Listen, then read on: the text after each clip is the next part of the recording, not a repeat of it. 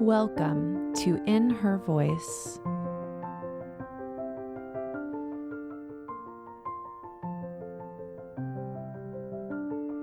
My name is Kelly Covert, and I am passionate about helping women live authentically by listening to their inner voice. Get ready to be inspired by women of all walks of life that have set aside their should-bes and not good enoughs and are standing in their true voice, the voice of wisdom that each and every one of us has inside. Hello, you are listening to episode number 7 of In Her Voice. My name is Kelly Covert, and I'm your host and guide as we explore topics of listening to your inner voice, why it's important, why as women we must do it, why it's critical. And every week I bring you an amazing interview with a woman who is living her life by her inner voice.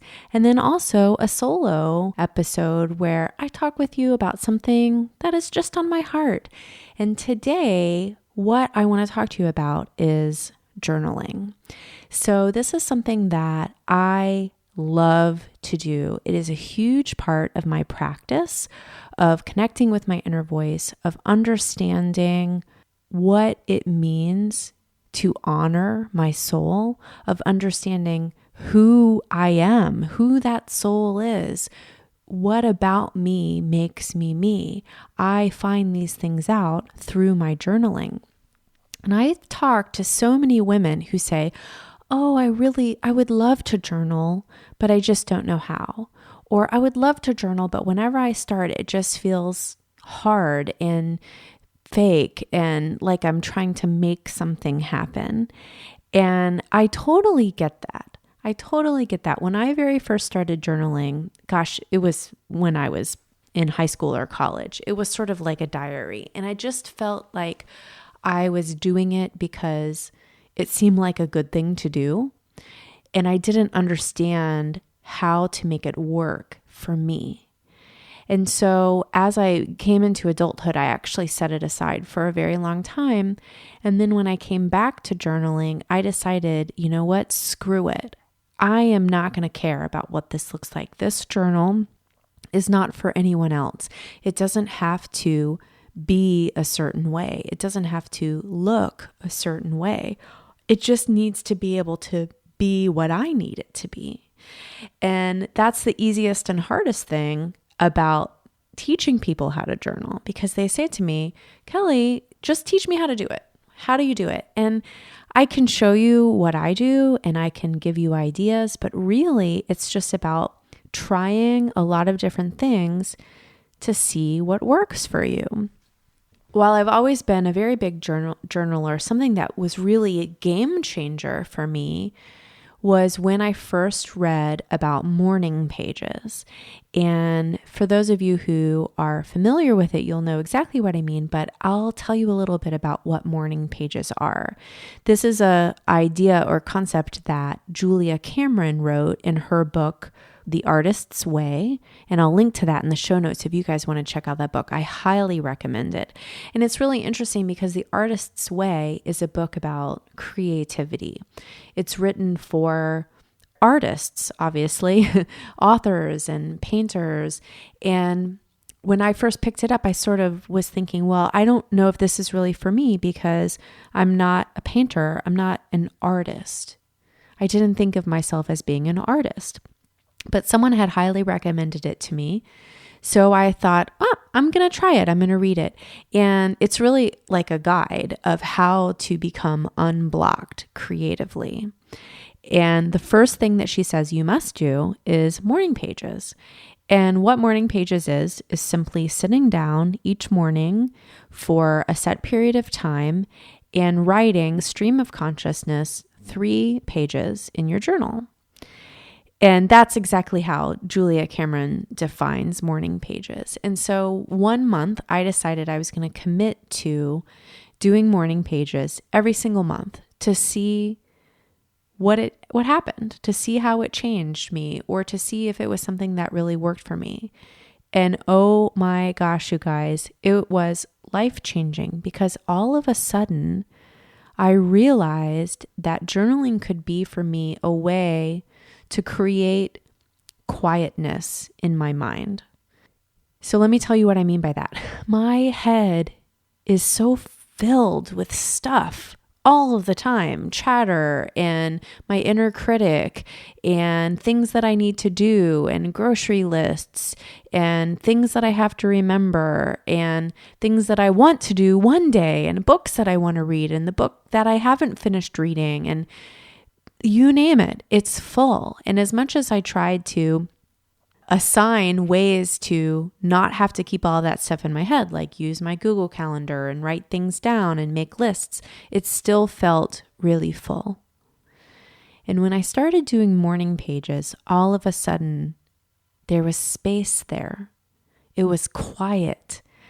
I was able to clear things out. I was able to clear out that clutter that was so noisy and so distracting all of the time. And all of a sudden, I had this clarity. I had this stillness inside of me where I could really start to listen to what my inner voice was saying, to understand that my inner voice is not something that's going to berate me. It's not something that's going to beat me up. It's not something that's going to tell me I'm not good enough. And when I could start to distinguish between those two by creating that space, by creating that stillness through morning pages, then my journaling became even deeper because I was able to, what I call now, clear space, because I don't always do it exactly the way morning pages are. It's very different for me now as it's evolved through my own practice. So I clear space and then I listen and I write what I hear. And it has been transformational for me. And it's really a way for me just to calm myself a lot of times, for me to come back to center. I know that when I haven't been in my practice daily of journaling, that I feel it. I feel noisy. I feel cluttered. I feel weighed down. I feel like there's not enough space for me to create. And the cool thing about that first 30 days of morning pages was I realized I am an artist. We are all artists, you guys. We are creating daily. I mean, you may not be painting a picture or writing a book, but you are creating. What are you creating? You're creating your home. You're creating your thoughts. You're creating your connections, your relationships. You're creating a family. You're creating your life. Hello. And this is the thing. We're creating that whether or not we realize it. So if we can be intentional about what we're creating, if we can really have space to create exactly what we want, how much more powerful is that? That is really what journaling has taught me, that space is up to me to create. I need to be disciplined to create that space. But when I do, then all of a sudden I can hear the things that I need to hear. I can shut up all of the chatter and I can really hear what my inner voice is saying. And this has become such a powerful practice for me. And what I've discovered, the more I talk about journaling with other people, and the more I share this with my clients and with other women and with people who come across my website, is that women are aching for structure around this. They say to me, Kelly, I really want to start journaling, but I don't know how. Show me how. And so that's exactly what I did. I created a 5-day journaling challenge. It really is just that. It's a way for you to learn about different ways of journaling, to give yourself a space to be held accountable for doing that every day, and then to commit to doing it and to start creating that practice, that habit of listening to your inner voice. And this challenge is really cool because I really don't even like to call it a challenge. It's really more of just an opportunity to immerse yourself in this idea of journaling every day for a week. And there's prompts journaling prompts, a lot of people feel like they get stuck. They don't know what to write about. And so I give you some prompts to think about that get your thoughts flowing. And then once you get into this habit of clearing space, of asking yourself powerful questions once that space is cleared, and of listening and of writing what comes up, then you'll begin to discover the power of journaling. And it's complicated how it works. That's not the right word. Complicated is not the right word. It's mysterious how it works.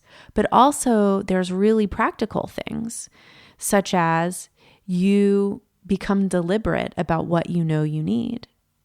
You come to understand the steps you need to take in order to clear that space for yourself so there's quiet inside of you. That in of itself, that practical part of it, becomes part of the amazingness about it. So that was really just what was on my heart to share with you guys, because journaling is such a big piece of what I do and of what I teach. So in my Inner Voice Academy, which you can learn more about at kellycovert.com/academy, we do a lot of journaling. Every single week, I'm giving prompts. I'm giving practices that require people to dig deep into that place of understanding, of listening, of writing, of sitting down and having a conversation with themselves. Really, that's what it's about. That's why I really wanted to share this, because I want you guys to know more about what I do as an inner voice coach, about what I teach. And a big, big piece of what I teach is how to journal, and how journaling can really help you and support you in creating the life that you want. So to celebrate this episode 7, which is an excellent number if you ask me, I am going to be doing my 5-day journaling program live starting on May 30th, 2017. It's a Tuesday, the Tuesday after Memorial Day, but I thought that's perfect. We'll go Tuesday to Saturday. It will be great. We'll be like all energized from having the long weekend, and we can jump right in. And so we are going to do this together. And all you have to do to sign up and get all of the details of how to go about this is go to kellycovert.com/journal. And you can put in your name and email, and I will send you out all of the details. And we'll be doing this live. So I connect with you in my Facebook group and have a little video every day. We can ask questions. We can really dig in together this idea of journaling, and I can hold you accountable for that. And I do it too. It's really fun. So I want you to check that out. If journaling is something that you've been feeling for a long time that you want to do, but just haven't been able to, figure out how to do it or motivate yourself to do it, this is the perfect time. And for those of you who are listening who have done my 5-day challenge before, it's going to be a little bit different. The prompts are going to be different. So definitely do this again. And I would encourage all of you listening who are interested in understanding more about what journaling is, how to get started, what are best practices to get started, to check out my Journaling 101 video, which is on YouTube, and I will put a link to that in the show notes so you can get a head start on that. You don't have to wait for the live challenge. But I really just wanted to share that with you guys, and I want you to know that this practice really will make a difference for you, and it doesn't have to look a certain way. There's no rules. We can throw our expectations and our perfectionism out the window, and we can just come to it with a clean slate and an open heart to really invite in what is waiting there for us. So I can't wait to do this with you guys. It's going to start May 30th. Head on over to kellycovert.com/journal to sign up. And if you're listening to this after that, go ahead over there anyway, and you can still sign up and get all of the info, and we just won't be doing it live with you, but you can still do it on your own. And always, always, always feel free to reach out to me.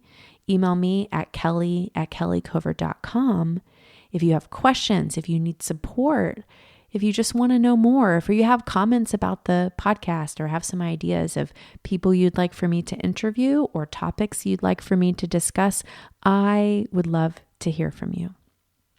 So as always, thank you for listening to In Her Voice. If you haven't already, please be sure to subscribe over in iTunes. And while you're there, you can leave a review. I would really appreciate that and be so grateful. And I want you to know that you matter. Your voice is important. It is so important for us right now in this world today as women to stand up, to speak out in our true, authentic voice, the voice that tells us we are worthy.